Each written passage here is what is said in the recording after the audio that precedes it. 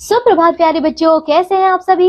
मैं आशा करती हूँ आप सभी बच्चे बहुत अच्छे और स्वस्थ होंगे। तो आइए बच्चे शुरू करते हैं अब हम ये कक्षा।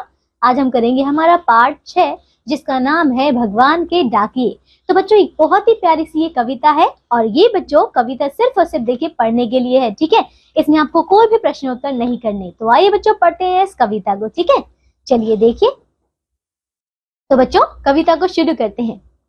पक्षी और बादल ये भगवान के डाकिए हैं जो एक महादेश से दूसरे महादेश को जाते हैं। तो बच्चों देखिए, आपने बच्चों कबूतर के बारे में तो सुना ही होगा। कबूतर क्या करता है, देखिए पहले यही होता था कि लोग अपना जो संदेशा है, जो कोई भी पत्र है बच्चों, वो उसके द्वारा ही, कबूतर के द्वारा उसके पैरों में बांध कर भेजते थे, है ना बच्चों। तो यही करते। तो यहाँ पे कहा जा रहा है कि पक्षी और बादल ये दोनों क्या है, भगवान के डाकिए हैं। जिस प्रकार एक जो डाकिया होता है हमारा पत्र एक स्थान से दूसरे स्थान तक ले जाता है, उसी प्रकार देखिए बादल यानी कि बादलों के बीच से गुजर कर ये जो पक्षी हैं क्या करते हैं, हमारा संदेशा एक स्थान से दूसरे स्थान तक पहुंचा देते हैं ना।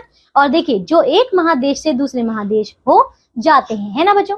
हम तो समझ नहीं पाते हैं मगर उनकी लाई चिट्ठियां पेड़ पौधे पानी और पहाड़ बांचते हैं। तो बच्चों यहाँ पे कहा जा रहा है कि देखिए इनकी लाई गई जो चिट्ठियां हैं, देखो हम तो समझ नहीं पाते हैं मगर जब ये रास्ते में लाते हैं तो इनके मार्ग में बच्चों देखो पेड़ आते हैं, पौधे पड़ते हैं, पानी पहाड़ सब कुछ दे ये जो है बच्चों पार करके हम तक आते हैं, है ना।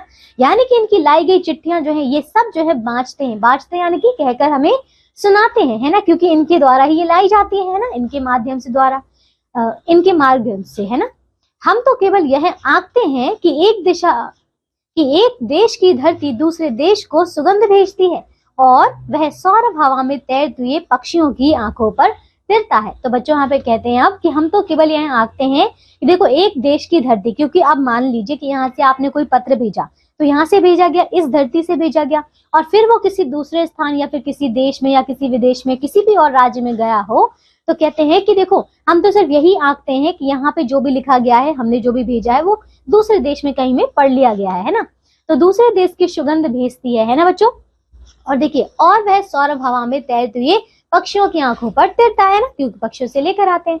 और एक देश का भाप दूसरे देश में पानी बनकर गिरता है, ठीक है। तो बच्चों यही कहा जा रहा है। फिर अब जो जैसे कि यहाँ पे बादल का बच्चों एक उदाहरण लिया गया है, तो जो भाप बन जाती है वो क्या होता है, वो दूसरे जगह पर क्या हो जाता है, जब पूरे बादल पानी से भर जाते हैं, जब वो भारी हो जाते हैं तो फिर वो बरस पड़ते हैं। उसी प्रकार देखिए यहाँ पे जो पक्षी हैं हमारे चिट्ठियों को, जो कि हमने यहाँ की मिट्टी की सुगंध से लिखा है, इस मिट्टी पर खड़े होकर लिखा है और वो किसी और मिट्टी में मतलब वहां जाकर जो है बच्चों हमारे इस मिट्टी की सुगंध को फैला रहा है।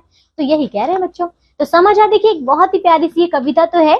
इसमें हमें पक्षियों के बारे में बताया गया है और हमारे पूरे वातावरण के बारे में कि जब ये पक्षी जो है हमारा तो बच्चों जब ये पक्षी हमारा पत्र लेकर जाते हैं तो एक जगह की सुगंध को दूसरी जगह में बिखरा देते हैं, ठीक है। और बच्चों इस कविता के कवि हैं रामधारी सिंह दिनकर। तो बच्चों ये कविता सिर्फ और सिर्फ आपकी पढ़ने के लिए थी। इसमें आपको कोई भी प्रश्न उत्तर नहीं करने, कोई भी शब्दार्थ याद नहीं करने। तो बस एक बार आप इसे फिर से दोहराइएगा, ठीक है। तो आज के लिए बच्चों सिर्फ इतना ही। मैं आशा करती हूँ आपको ये कविता अच्छी लगी होगी। अब हम मिलेंगे फिर से एक नई कक्षा में, करेंगे एक नया पाठ। तब तक के लिए अपना ध्यान रखिए, स्वस्थ रहिए और बच्चों पढ़ते रहिए। बाय।